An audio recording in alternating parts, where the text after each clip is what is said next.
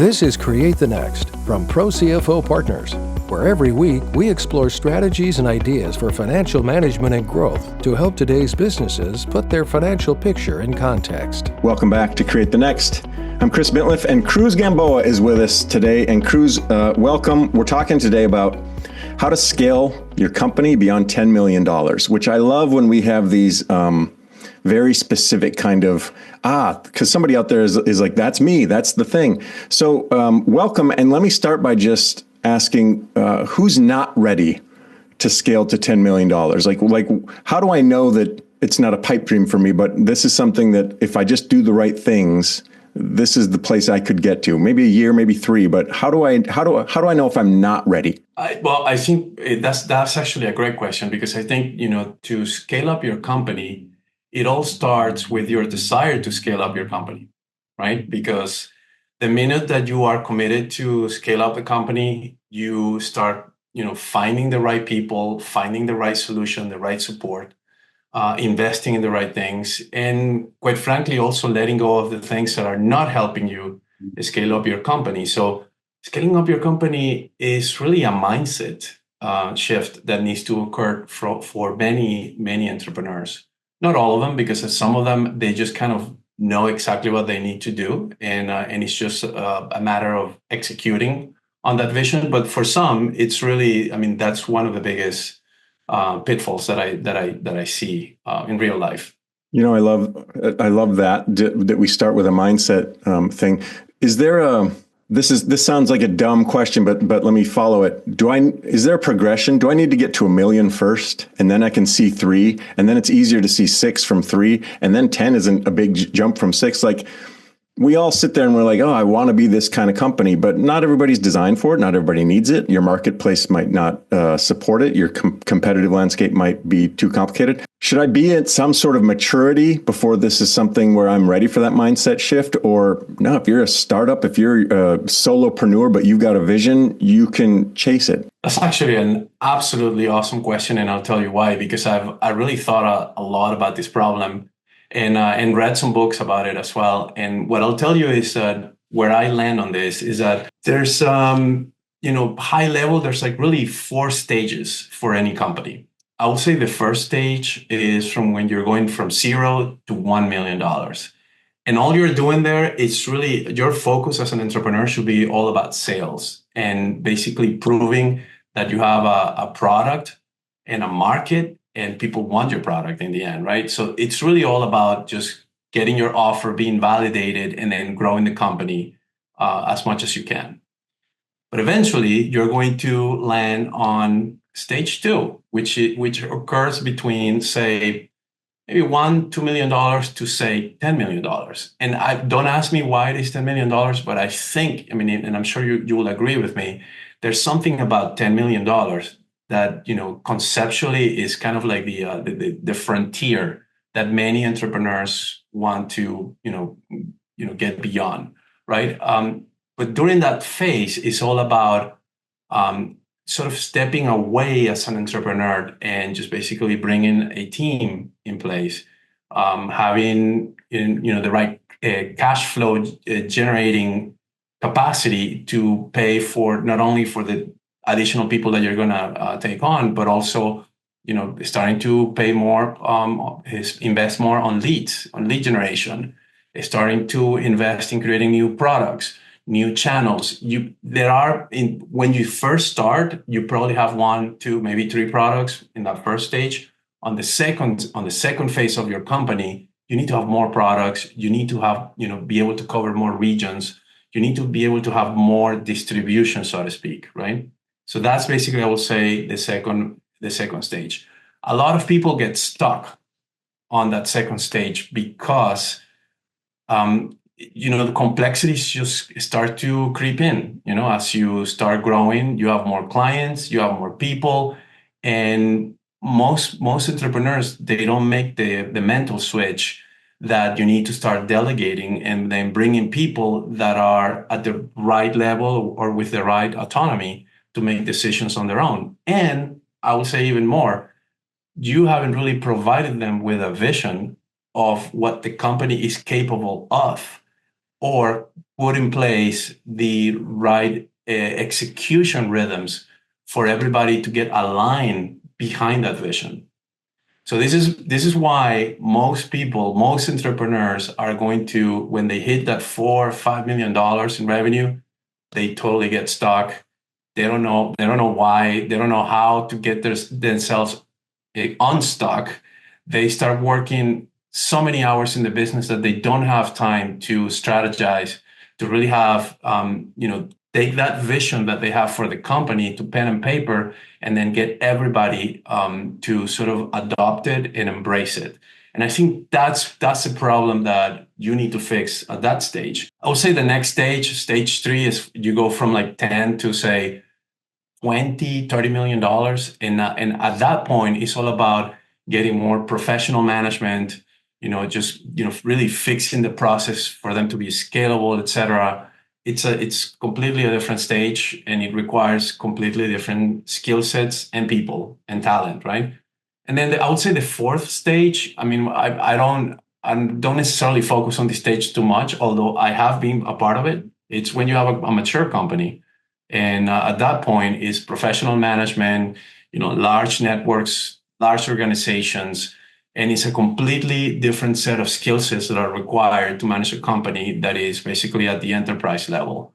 I personally made a choice of helping founders and CEOs that are between that $3 to $5 million, maybe up to $7 million in revenue, to just basically do all of the right things to get themselves to the next level. And as I said, it involves, getting your strategy correct, getting a vision that everybody can rally around and get behind, getting your cash under control, having a financial model, being able to track cash, and then just executing on that strategy, and then just getting the right people to execute on that strategy. So that's basically, what I do as a CFO. There's so much to unpack in everything that you just shared, and there's a lot of points that I want to touch on. One of them that's really interesting to me is, let me see how this lands with you. I think getting to that million point is often a function of hustle and hard work and your network and the energy and the charisma and the whatever, the skill sets of the founders or of that kind of startup mindset. And that runs hot and fast. And then it doesn't. So you get to a place, and then to get to that 10 million, everything you're describing for me is kind of systems and processes. It's kind of, now you need to figure out, as you said, you need to delegate those things. And then when you get to that kind of 20 to 35 or into that maturity, each of those, do you agree, requires a different skill set?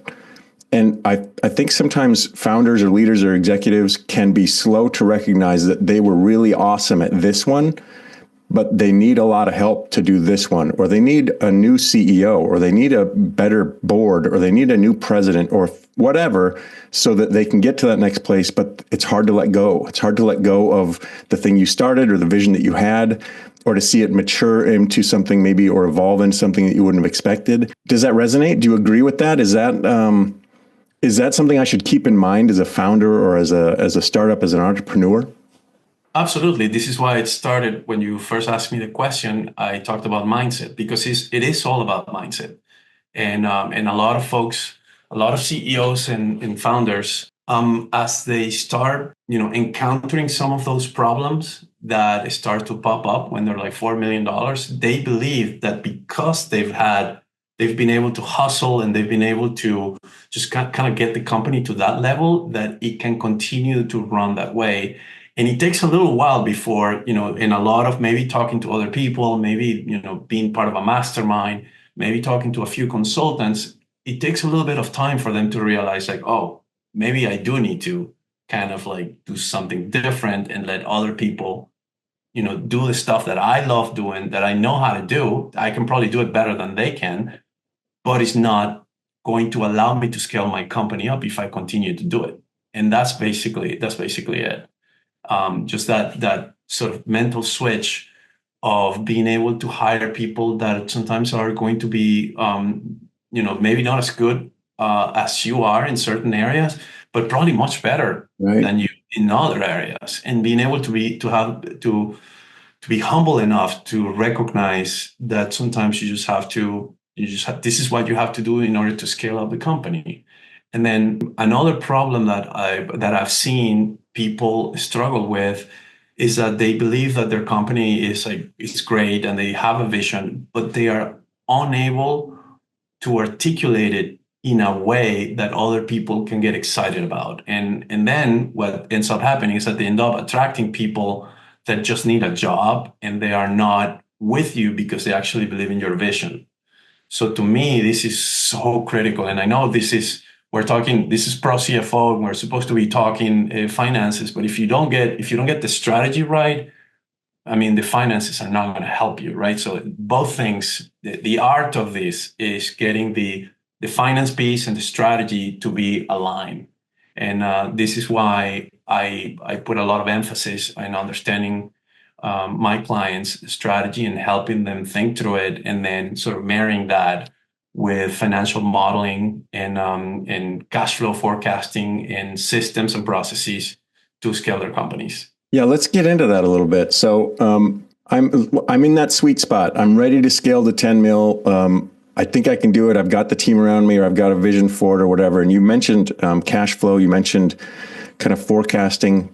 What should I be doing? What am I probably doing wrong? What should I be doing differently? What should I be thinking about that it hadn't even occurred to me? Who should I be bringing on board to help me figure that out? Lay it all out for us. The first thing is that what I've noticed, and I'm sure you've heard this before, is that I mean, everybody has a bookkeeper, right? Like each one of these companies is going to have an accountant, a bookkeeper, and when you have a conversation with these clients, they say that they have a CFO.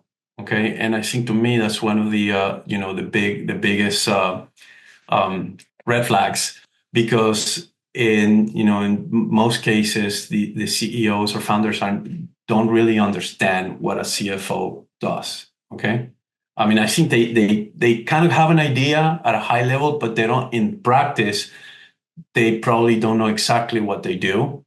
And I think this is why, our company, ProCFO, does such a great job at basically bridging that gap, because what we do is we actually come in and translate all of the things that are really important to the company, and just put all the financial frameworks around it. And what does that look like in practicality? It looks like every decision that you make in the company has a financial consequence. If you're going to bring somebody aboard, if you're going to invest in a new machine, if you're going to negotiate terms with a client, it has to be sort of consider in the context of what is the consequence for the company. Because growth, for example, let's talk about growth, because everybody thinks that, for example, cash flow issues can be fixed with more sales.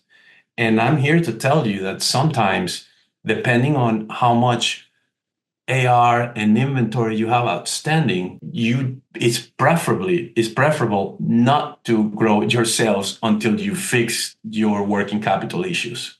You see what I'm saying? So in some ways, growth can bring you down as a company, because it can suck up all your cash. If you have low profits, high accounts receivable days, high inventory, every dollar of additional sales that you make is basically creating all of this negative momentum into your company. So sometimes it's best to actually fix the working capital and then grow. So you can only see this this problem, or find the solution to this problem, when you actually have numbers in front of you, when you've actually run a financial model and you understand the consequence of bringing a new account into the company that is going to be a $2 million account, and they're going to pay you in 120 days, and you actually need to keep all this inventory for them that is going to be like 180 days of inventory, and then you have to pay your suppliers in 15 days. You see what I'm saying? So this is in my opinion, the number one issue that brings certain companies, that puts them into trouble, not understanding how what you negotiate and the way you do business impacts your cash and puts your company in trouble. Because I'll tell you this, nobody goes bankrupt for doing just basically having a low gross profit or operating margin, whatever.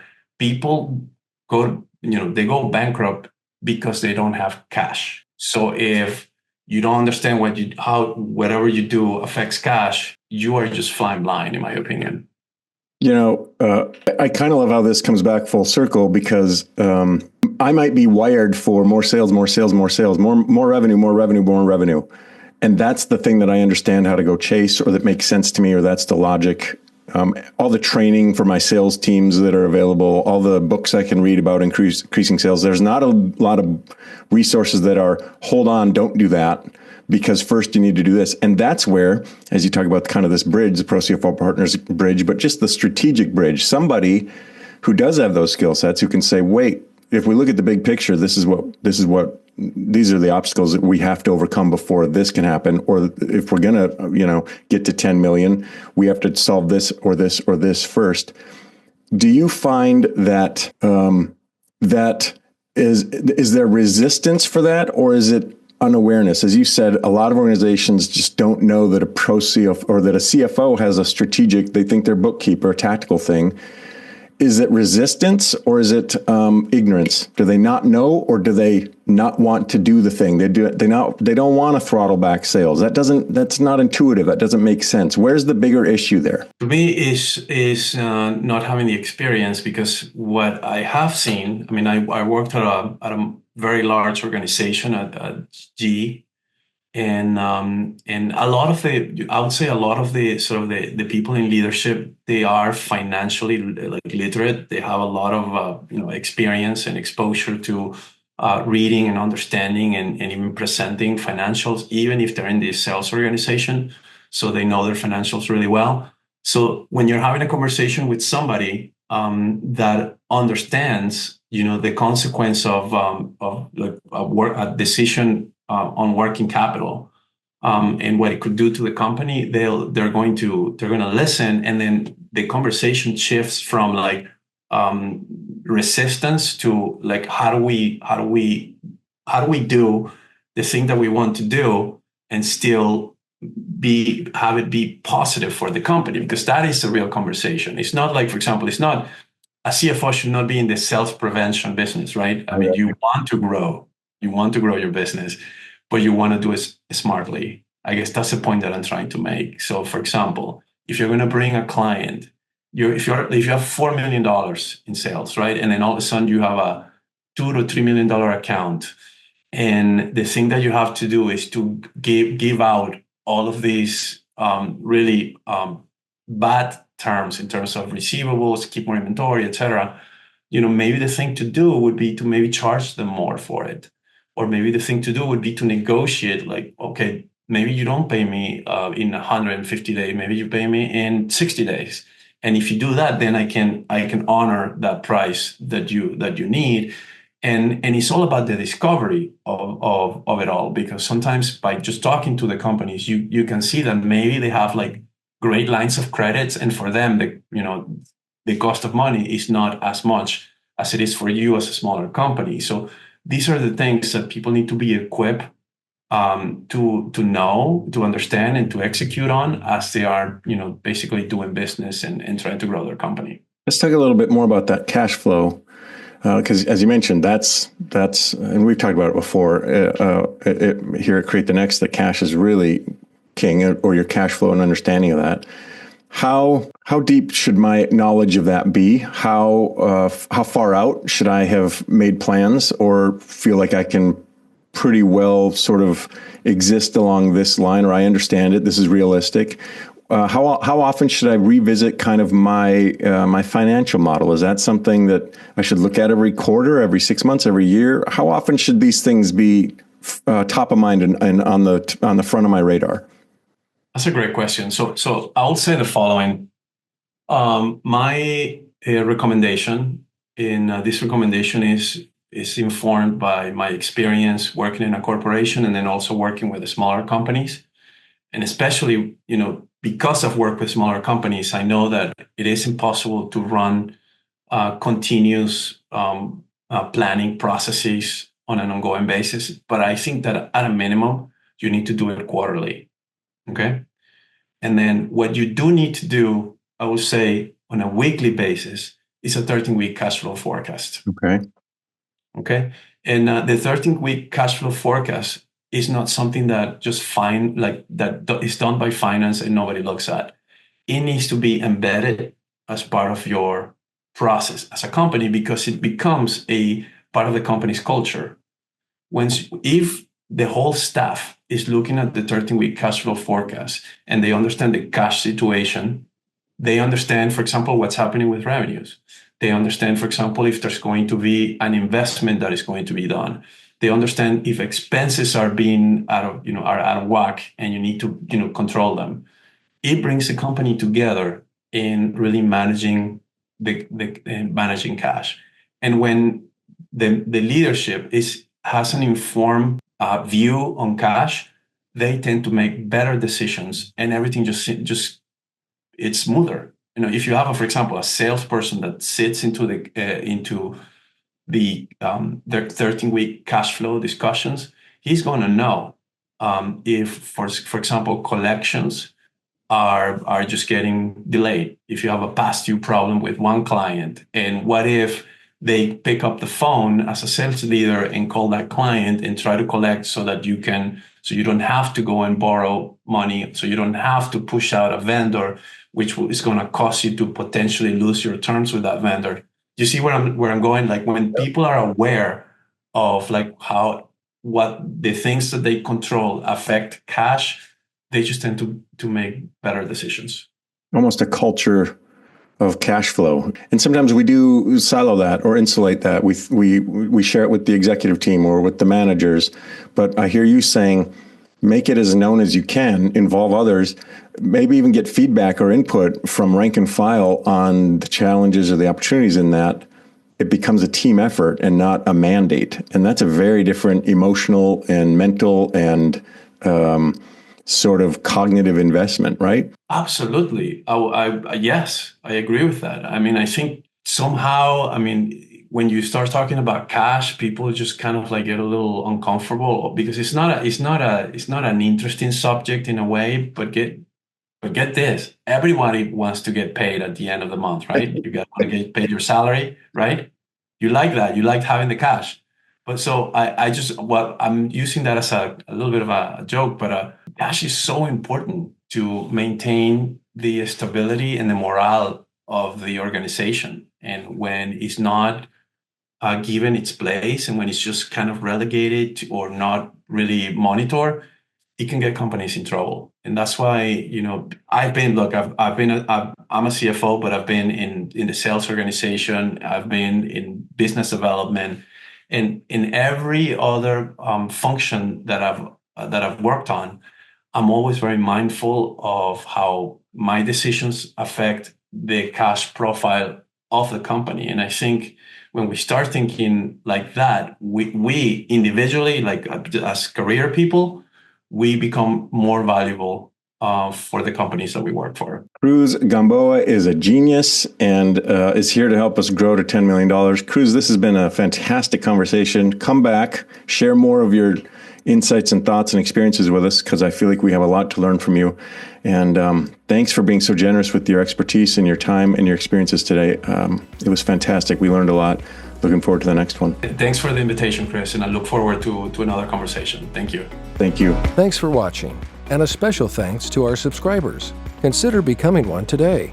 Visit ProCFOPartners.com for more strategies and ideas for financial management and growth to help you put your business's financial picture in context.